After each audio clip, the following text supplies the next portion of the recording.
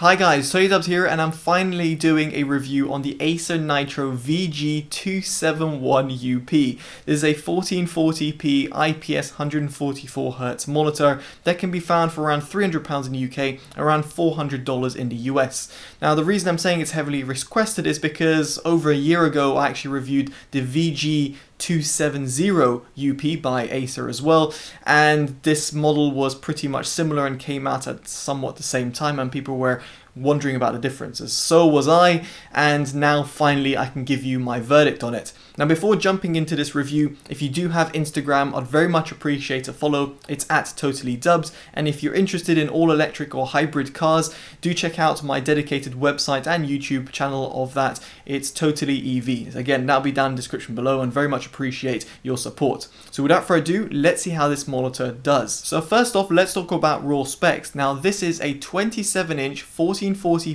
144Hz monitor that has an IPS panel. Now the IPS panel supposedly runs at 1 millisecond, at least claimed by Acer. It's also worth knowing that this has AMD FreeSync technology built in and has display HDR 400 certification, which means it can accept a HDR signal in comparison to its sibling, the VG270UP, which cannot accept a HDR signal in any sort of capacity. Now aside from that, it is worth knowing that this monitor has 2 HDMI inputs and a display port as well. There is also built-in speakers. These are perfectly fine for basic music listening, but if you're going to be gaming of any sort of capacity, I'd very much suggest bookshelf speakers, DAC or headphones or something like that, which will be a far better experience over the built-in monitor speakers, which are pretty poor outside of basic listening. Specs aside, let's talk about the build quality of the monitor. Now, very much like the VG0UP, the stand is pretty poor. It's got very limited adjustment. In other words, you've only got tilt adjustment. You've got no pivot or height adjustment of any sort. It is also pretty wobbly, so if you are someone to rage on your desk, then you'll see it wobbling quite a lot, or if you move around or something like that, then it's not going to be the most stable experience. What I'd highly suggest is to replace it with a VESA compatible stand. You can buy these for around £30 to £40, and this would provide full degree of adjustment, and given the VESA compatibility of this monitor, means that you will be able to really tailor the monitor to your liking. And now we get onto the OSD, which can be accessed through a joystick at the back right of the monitor. Now through the picture mode you can see brightness, contrast, blue light and so on, and then you've got the HDR mode. Now for HDR, if you are going to be using HDR signal or have HDR enabled, then make sure you have this to HDR 400. You've got it on auto and HDR 400, and the reason why is because that does boost up the brightness, bringing up to over 400 nits, and you'll understand what I mean if you continue watching the video, where you can see the brightness segment and also the HDR segment of this review. Now through the color mode, you've got different gammas you can choose from, and also different color temperatures. So these are pre-assigned color temperatures which are made inside. Now if you scroll down, you'll be able to see also different modes. This is kind of different profiles, but then also different color spaces. So you can see out the box it comes with standard, but if you were to move to sRGB, if you are going to be editing in sRGB color space, then you might want to have that in. You've got also HDR. As you can see, it does switch off and on the monitor, EBU and DCI. So again, this is the DCI-P3 color. You've also got the audio. So this has got speakers. They're not particularly good, but they are there for your using if you do want them. In terms of gaming, you've got a few more options over here, and specifically when it comes to overdrive, this is going to be important for gamers. I would suggest leaving that on extreme, and I'll touch upon this in the gaming section. You've got the FreeSync enabled off and on. Now if you were to enable FreeSync, it will disable ultra low latency mode, so worth bearing that in mind for competitive gamers, those people who are playing Counter-Strike and whatnot. Then I would highly suggest leaving FreeSync off and leaving ultra low latency on. If however you're more of a casual gamer, just enable FreeSync. You can use G-Sync as well, and yes, I'll get into that in just a bit, and then you won't have that ultra low latency mode. Now as a note for VRB mode, the VRB mode gets enabled if you are running at 120 Hz, and then you've got 3 modes to choose from in terms of normal and extreme. I'll touch upon this as well later in the review, but it's just worth knowing that this mode will limit brightness severely. Then you've got the OSD settings and then also system settings, which are pretty self-explanatory. Just worth knowing that you've got the hotkey assignment, which I quite like, because when it comes to using the monitor, you can quickly access them by these 2 buttons here. And now we get onto picture quality.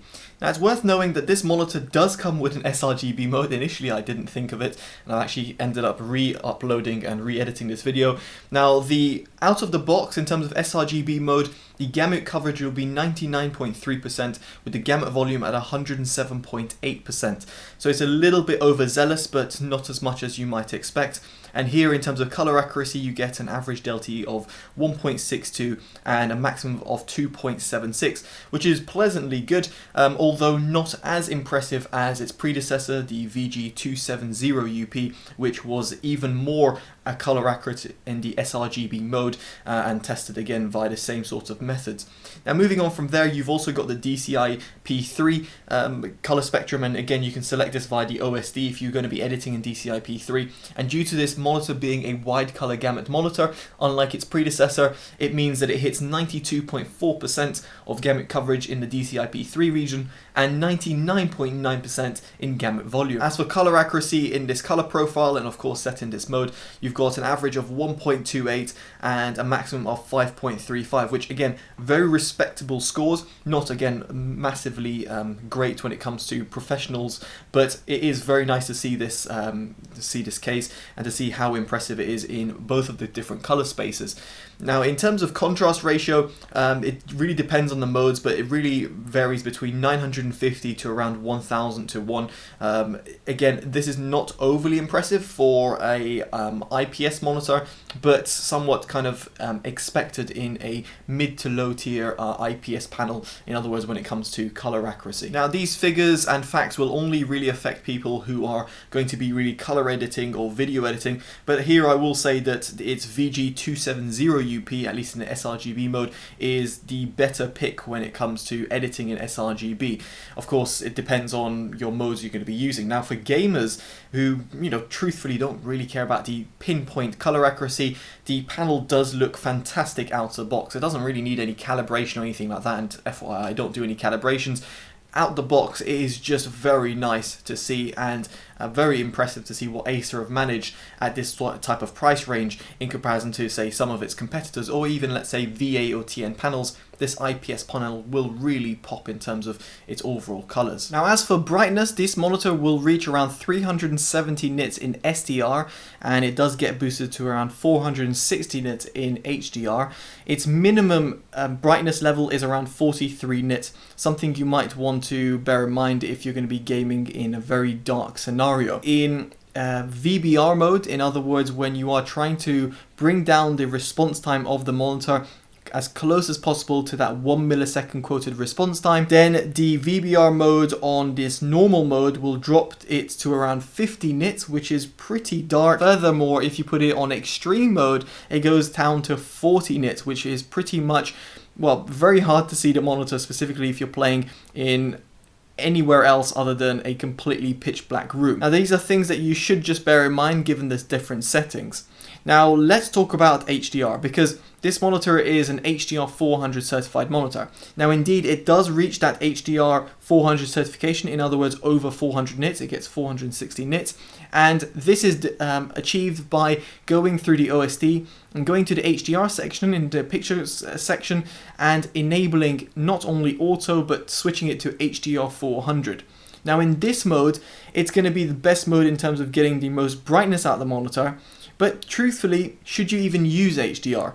Well, I've said it many times throughout all the different monitor reviews that I've done, that if you're looking for HDR, you should be looking for HDR 600 or above. As such, the VG271UP doesn't really look great in Destiny 2. So at least on PC, when I was testing with my HDR tests, it doesn't really add anything to the ball game. If anything, I actually preferred playing Destiny 2 in SDR mode with it completely disabled altogether. So in other words, HDR not being used.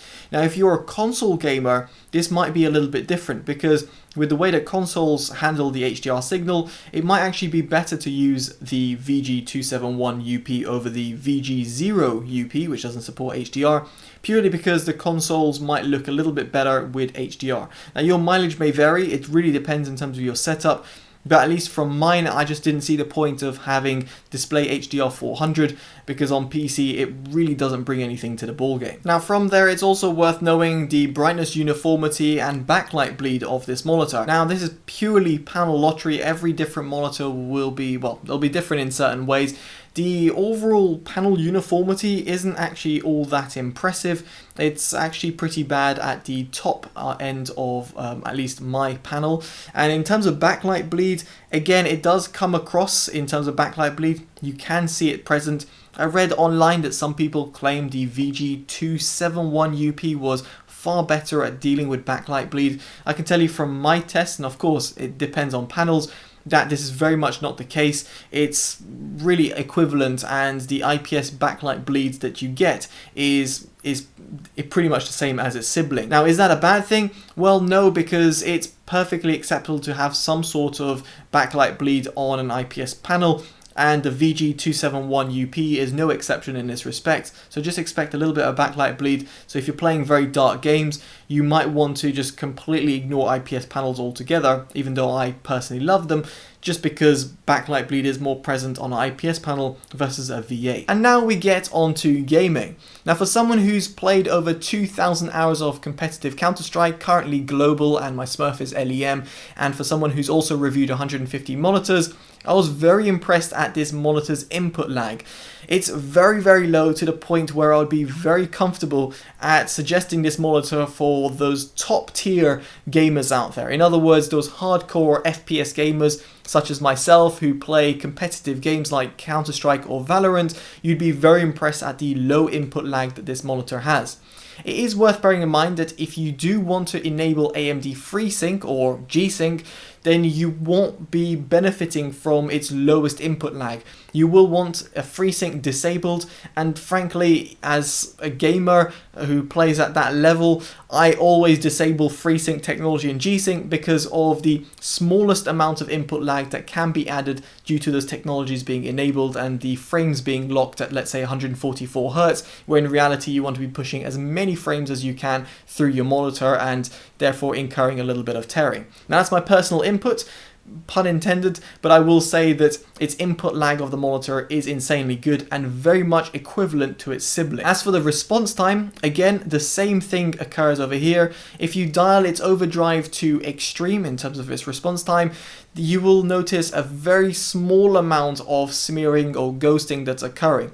It's very minimal, so again, like a competitive game like Valorant or CSGO, you're not going to really notice it. If you go on a game that's a lot more graphically intense, such as Destiny 2, then you will notice a very small amount of trailing. At which point, if you're playing a game like Destiny 2, which is more of a casual game, or even Battlefront, or I don't know, if you're playing, let's say Call of Duty, then here you can put the overdrive setting to medium or let's say normal, and therefore incur a slightly less amount of ghosting, but also get a good response time on the whole from the monitor. What I'm trying to say over here, it really depends on your usage in terms of games. If you've got any questions, be sure to ask me down in the comments below. But what I will say is that the response time monitor is actually very impressive. Now, if you want to take things even further, you can enable VRB mode, but at the expense of a very low brightness mode.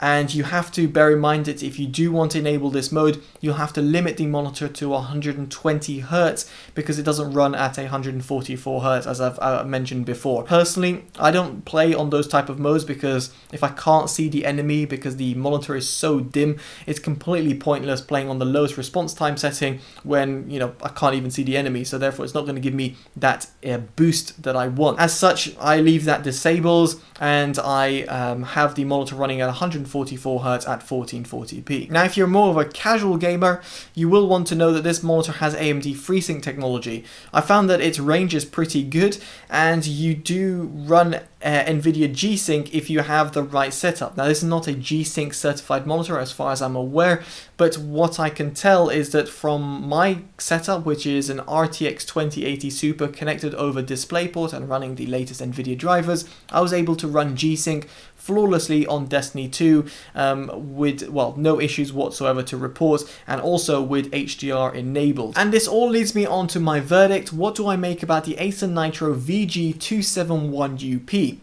Well, quite frankly, like its sibling, it is actually spectacularly good. not only in terms of value for money, in terms of what you're getting, a 1440p IPS panel that runs 144 Hz and is 27-inch in terms of size, but it is also a great gaming monitor. In other words, it's got great response time and fantastically low input lag. Now, should you buy this monitor or should you buy the VG270UP? If you're looking for a monitor that has HDR or accepts an HDR signal and has a wide color gamut, then you should definitely get the VG271UP over its sibling. If, however, you're going to be editing in Photoshop and you're going to be using it as an sRGB monitor, in other words, browsing the web and wanting a good color accurate display, and don't care about HDR, very much like myself, I fall in that type of bracket as the person that would use the VG270UP over the, well, one UP that we've got over here. Both monitors are fantastic and both monitors definitely deserve my Best Buy award, because frankly, at this price range, I can't think of a better monitor. There are other monitors out there, don't get me wrong, but for the overall package that you're getting, these two monitors are both extremely great monitors. Now that's just my take on it. I've been very much intrigued to hear your thoughts about the monitors, should I say, not only this one. So let me know in the comments below. Now if you do like this unbiased independent review, make sure you give it a like, subscribe to see more unpaid content, and of course favorite and share to help the channel grow. Alright guys, I've been Totally Dubbed, take care and bye bye.